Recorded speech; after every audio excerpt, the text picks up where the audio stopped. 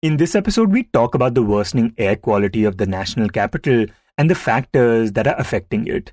We also talk about Israel's war against Hamas and the calls for a ceasefire. But first, we talk about an incident of sexual assault at Varanasi's Indian Institute of Technology, BHU.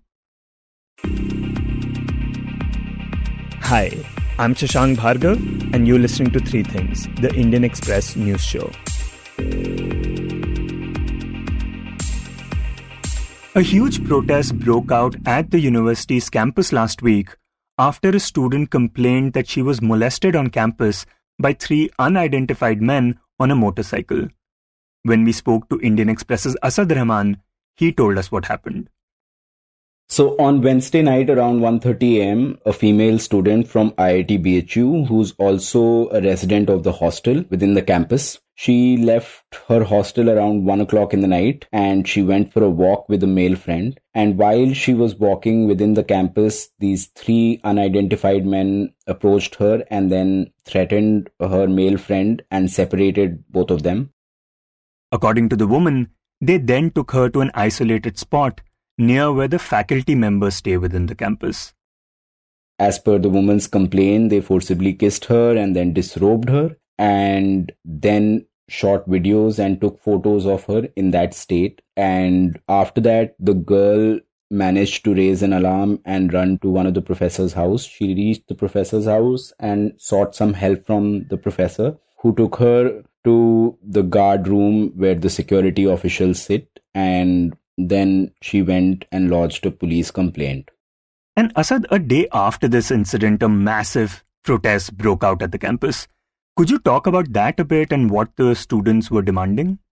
So on Thursday, which was soon after this incident, just around 12 hours later, at around 11 a.m., students started gathering. There was a lot of anger within the campus, and it could be seen on campus in the videos that were shared with us from students, that there was a lot of anger within the campus and the students were angry. They started a protest at an important intersection within the IIT premises, and then the protest moved towards the director's office of the IIT.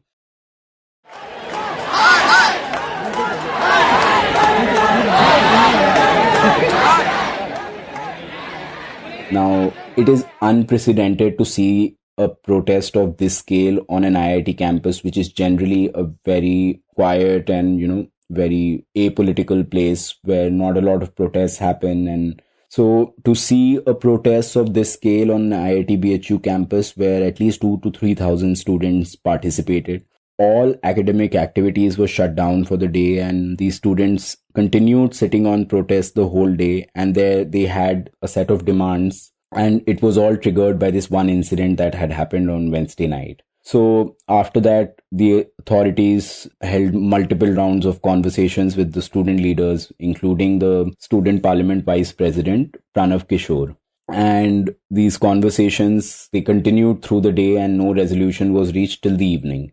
The students had a set of demands, one of them being that they wanted the IIT-BHU campus to be completely shut down. It would be shut off from the outside BHU campus and to make the IIT-BHU campus a closed campus. And has this not been the case so far? Can people from outside freely enter the campus? See, the BHU and the IIT-BHU campus is not like any other IIT or a lot of other educational institute, which you have a proper boundary wall and where there is no access for an outsider to enter. The IIT-BHU campus has multiple temples. They have multiple entry points to the IIT-BHU campus, and the same thing is for the BHU main campus also. Now, there are temples, there is a hospital within the BHU main campus, which is open for everybody, it's open for the public. So it is a difficult and complicated for the institute's administration to shut down the campus and to make it a closed campus. And the institute's officials have been holding conversations with the students, telling them that, it's not a simple campus, it's not like an IIT Kanpur or an IIT Bombay, which can be completely shut off. And there are locals who who visit these temples on a daily basis. Then the new Vishwanath temple, which is a very popular temple among people who come from different parts of the country to Varanasi and visit the temple and pray there. So yes, it does give access to a lot of outsiders who can access the IIT campus and the main BHU campus through multiple gates. Okay, so one demand is that they want the campus to be shut for outsiders, at least for a certain period during the day. What are the other demands? Now, their demands also include that that security should be increased within the campus, and that security should be increased, and there should be more surveillance from authorities and officials, and that the campus should be a safe space for students. Another demand was that they wanted action in the case in which the girl was molested on campus. And since the incident took place, has any action been taken? Have the authorities conceded to any of these demands? Yes, most of these demands, like when the protesters refused to call off the protest despite multiple rounds of conversations with the authorities, the IIT administration and the local Varanasi administration held conversations with the education ministry, and a boundary wall was approved. A committee was formed to, look into the grievances of the students and these issues of security. And so, yes, there is a proposal which has been sent to the Central Education Ministry in New Delhi, and which has been approved. And that there will be a boundary wall that will be constructed for the IIT-BHU campus, not for the entire BHU main campus, but for the IIT-BHU campus. And Asad, besides this, you've also reported that just a few days before this incident, another incident of this nature took place on the campus. Talk about that case and what similarities do we see between the two? Now, when we went to the campus on Friday, we spoke to multiple students, the student parliament vice president Pranav Kishore, and female members of the student parliament who do not wish to be identified and who do not wish to be quoted.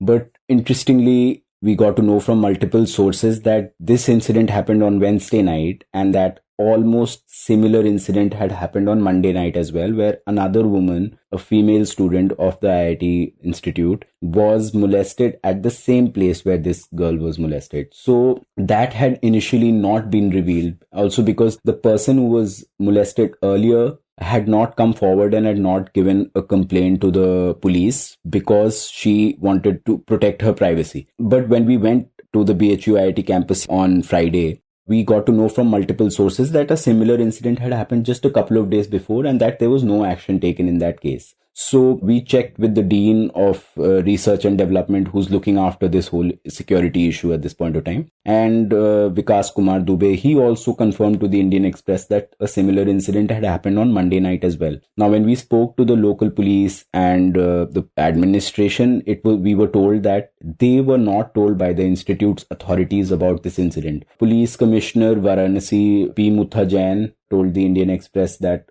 no such mention of another incident was made to the police department senior officers when they had visited the campus on Thursday evening when the protests were ongoing. We did talk to the college authorities again and asked them, and they said that no, we've submitted the complaint to the police, but the police denied it. But the police said that they are going to talk to the proctor's office and they're going to look into the earlier complaint as well, and subsequent action will be taken in the coming days. And Asad, apart from what we've talked about, the fact that outsiders can enter the campus, the fact that there is not enough security, and we understand that the area where the incident took place on Wednesday didn't have street lights, but now those have been installed there. But apart from all this, what do students have to say about what allows such incidents to take place on the campus? So when we spoke to students on Friday, we held very detailed conversation with multiple students, and most of them said that the BHU and IIT-BHU campus has sort of become like a picnic spot for a lot of these antisocial elements who come to the campus and they bring their own liquor bottles, and then they find isolated empty places and then they sit and drink, and that birthday celebrations of these boys come in groups and then they celebrate their birthdays over there and they cut cakes and they drink and party over there. It's sort of become a party place for them. A lot of students told us this, that BHU campus has become a sort of, this center for people to come and hold these so-called celebrations or, these drinking sessions over there. So this is a major issue for an educational institute where people from outside can get access to a campus. So students still have this expectation of security from within the campus, but which they are not getting. These outsiders enter the campus and misbehave with female students. They misbehave with boys and like all students, irrespective of their gender. And it's happened frequently on campus, is what a lot of students on the campus told us. So it is not the first time that this is something like this has happened. It's just that the scale of this incident was bigger, and hence it triggered these protests and also led to this sort of action where, the IIT administration has announced that they're going to close the campus for outsiders.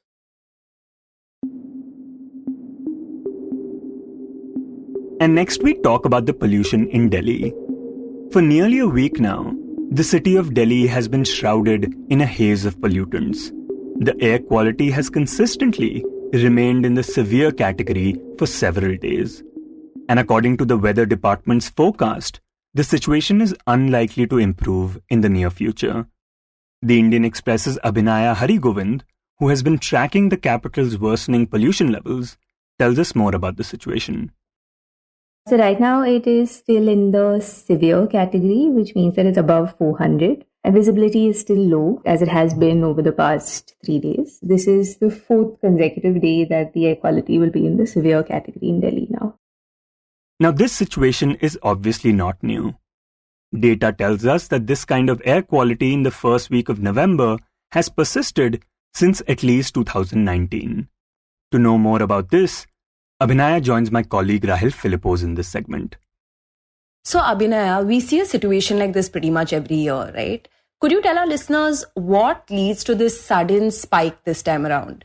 So there are a bunch of things that came together. One is a rise in the instances of farm fires in Punjab. That picked up somewhere towards the end of October, and that continues even as of yesterday. So the number of farm fires has remained from about October 29th onwards. Yesterday's figure was at 1360 in Punjab. Another thing that's keeping these pollutants trapped in Delhi is the meteorological conditions. So as the temperature gets colder, there are certain things that change in the met conditions. And one is the wind direction. So the wind direction has mostly been from the northwest over the past few days, and winds from the northwest bring in smoke from stubble burning. Another factor is that a lot of these conditions in the winter are mostly calm. Wind speed is really low, and the circulation as such changes from what is a cyclonic circulation in the monsoon season, which moves upwards, hence helps to disperse pollutants, to what is an anticyclonic circulation, where the pollutants don't really move upwards, keeps them trapped near the surface. So that's farm fires, that's calm conditions that are prevailing, and anticyclonic circulation, and essentially lower temperatures that have set in along with the winter. Right. And every year round, we're talking about farm fires and stubble burning. Can you talk about what stubble burning really is and how it's contributed to the air quality situation this time around?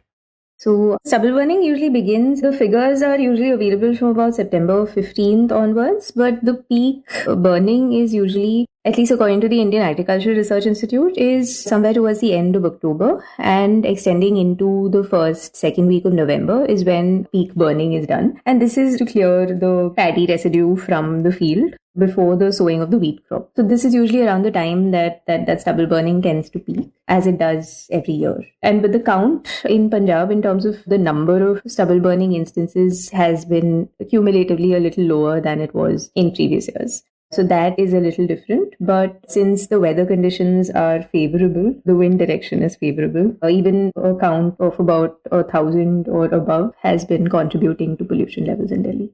Right. And pretty much every day, Delhi's been shrouded in a thick layer of fog and haze. Well, I'm curious, what exactly does this fog comprise? It's actually just, the IMD calls it smoke. It's actually just smoke. It is particulate matter that is suspended in the air. So that's essentially your PM 2.5 and PM 10 that are suspended in the air because they have nowhere else to go. They're just trapped close to the surface of the earth. And that's also why your visibility is as low as it is. I think it was about 500 meters yesterday morning. Okay, and how does this year's situation compare to what we saw last year?